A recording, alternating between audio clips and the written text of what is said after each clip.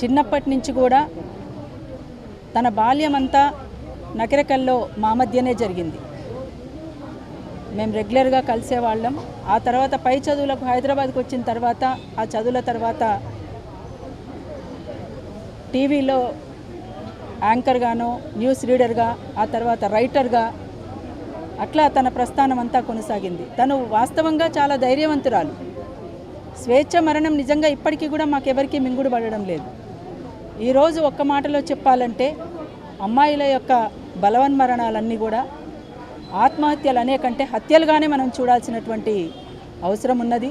ఇవాళ స్వేచ్ఛ ఇట్లా కావడానికి గల కారణాలు ఏ ఉన్నప్పటికీ కూడా వాటిని వెలికి తీయాల్సినటువంటి అవసరం ఉన్నది.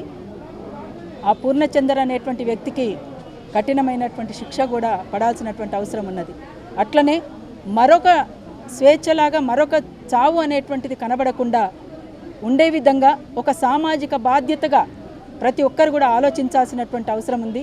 ఈ సమాజంలో నెలకొన్నటువంటి ఈ పరిస్థితుల మూలంగా స్వేచ్ఛ మీద కూడా ప్రభావితమైనటువంటి పరిస్థితులు కూడా ఉన్నాయి.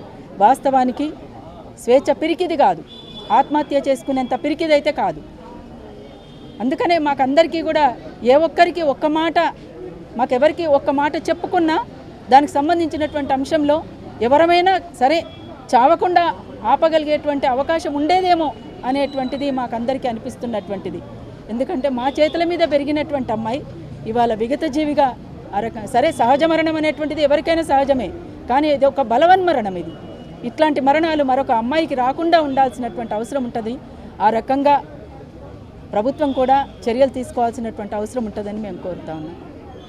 మృతికి ప్రగాఢ సానుభూతి తెలియజేసుకుంటూ, కుటుంబ సభ్యులకు సానుభూతి తెలియజేసుకుంటూ ధైర్యంగా ఉండాలని చెప్పేసి కోరుకుంటూ, ఇవాళ స్వేచ్ఛను హరించినటువంటి ఒక దుర్మార్గుడు, ఆ దుర్మార్గుడికి ఒక రాజకీయ పార్టీ అండ, పెద్దల అండ ఉన్నది కాబట్టే ఇవాళ ఈ విధంగా వాళ్ళు ప్రవర్తిస్తారని చెప్పేసి మేము భావిస్తూ ఉన్నాము.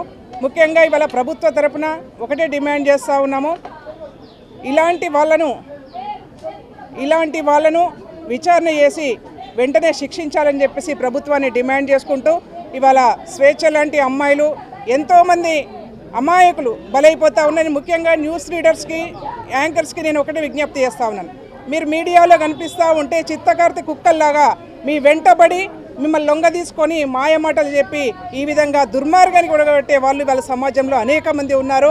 జాగ్రత్తగా ఉండాలని చెప్పేసి నేను వాళ్ళందరినీ కూడా నేను కోరుకుంటూ, స్వేచ్ఛను హరించినటువంటి వాళ్ళను ఎవరైతే ఉన్నారో పూర్ణచందర్ నాయకును వెంటనే అరెస్టు చేయాలని చెప్పేసి ప్రభుత్వాన్ని డిమాండ్ చేస్తా ఉన్నాం. స్వేచ్ఛ వల్ల అమ్మ నాన్న మేమంతా కూడా ప్రజా సమస్యల పరిష్కారం కోసం ప్రజలలో ఉండి పనిచేసినటువంటి ఒక సామాజిక కోణం నుంచి వచ్చినటువంటి వాళ్ళం.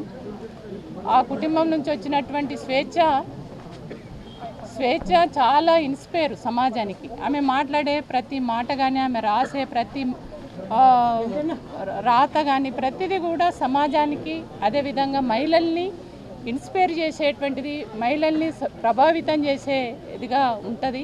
అట్లాంటి స్వేచ్ఛ ఈ మధ్యలో ఈ రకంగా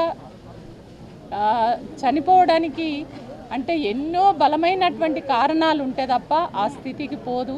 ఎందుకంటే చాలామంది మహిళలకు ధైర్యాన్ని ఇచ్చేటువంటి అమ్మాయి మేము ఊహించలేకపోతున్నాం. కాబట్టి ఈమె చావుకు కారణమైనటువంటి కారణాలు ఏవైనా అవి వెలికి తీసి భవిష్యత్తులో ఇట్లాంటి సంఘటనలు జరగకుండా ఖచ్చితంగా చర్యలు తీసుకోవాలి, విచారణ జరపాలని చెప్పేసి నేను కోరుతున్నాను. స్వేచ్ఛ మరణం అనేటువంటిది తెలంగాణ సమాజానికి చెరని లోటు. ఎందుకంటే జర్నలిజంలో, తెలంగాణ ఉద్యమంలో కూడా ప్రజల పక్షం వహించి ప్రజా సమస్యల్ని ఎప్పటికప్పుడు ఎలుగెత్తి చాటేటువంటి ఒక జర్నలిస్టుగా ఆమె జీవితం ఎంత ధైర్యంగా ఉండి అనేక మందికి ధైర్యం చెప్పేటువంటి స్వేచ్ఛ తాను ఇంత అధైర్యంగా ఎందుకు పోయిందో అనేటువంటి వెనక ఎంత సంఘర్షణ పడిందో అనేటువంటి ఒక బాధ ఇలా మా అందరిలోనూ కూడా ఉంది. నాకు చివరి డిబేట్ ఆమె మరణించే ముందు 26 సాయంత్రం 27 నాడు మరణిస్తే 26 సాయంత్రం 2 గంటల పాటు ఉద్యోగులకు సంబంధించినటువంటి అనేక సమస్యల మీద ఆ డిబేట్లో ఇద్దరం ఆమె ఈ ప్రభుత్వం అట్లాగే ఉద్యోగులకు సంబంధించినటువంటి అనేక సమస్యల మీద ఆమె గలమెత్తి ఇలా ఆ సమస్యలు పరిష్కారం కావాలని ప్రభుత్వ దృష్టికి తీసుకురావడానికి ఆమె చేసినటువంటి ప్రయత్నం, చివరి ప్రయత్నం కూడా అన్ని వర్గాలకు న్యాయం జరగాలనేటువంటి కోణంలోనే ఆమె చివరి వరకు కూడా బతికింది. ఈ మరణం వెనుక చాలామంది వాళ్ళ కుటుంబ సభ్యులు కానీ మిగతా వాళ్ళు కానీ అందరూ కూడా ఆరోపిస్తున్నారు ఈ ఆమె మరణం వెనుక ఏదో జరిగిందని. తప్పకుండా ఆ మరణం వెనుక ఏముందో శోధించాలి, తీయాలి. తప్పకుండా దీని మీద విచారణ జరిగి భవిష్యత్తులో స్వేచ్ఛలాగా ఎవరు కూడా ఇటువంటి మరణాలకు తావు లేకుండా చూడాలని మేము విజ్ఞప్తి చేస్తూ ఉన్నాం. అట్లాగే ఆమె కుటుంబ సభ్యులకు అందరికీ కూడా, ఎందుకంటే ఆ కుటుంబం అంతా కూడా ప్రజా ఉద్యమాల్లో వచ్చినటువంటి కుటుంబం, అనేక కష్టాలు, సమాజం పట్ల ఒక నిబద్ధత, ఒక శాస్త్రీయమైనటువంటి దృక్పథంతో వచ్చినటువంటి కుటుంబంలో పుట్టిన బిడ్డ తప్పకుండా సమాజానికి ఒక గొప్ప మేలు చేస్తుందని భావించినటువంటి తరుణంలోనే అనతి కాలంలోనే ఆమె మరణం అనేటువంటిది మా అందరికీ ఎంతో దుఃఖభరితం. సహజకి జోహార్లు, కుటుంబానికి ప్రగాఢ సానుభూతి.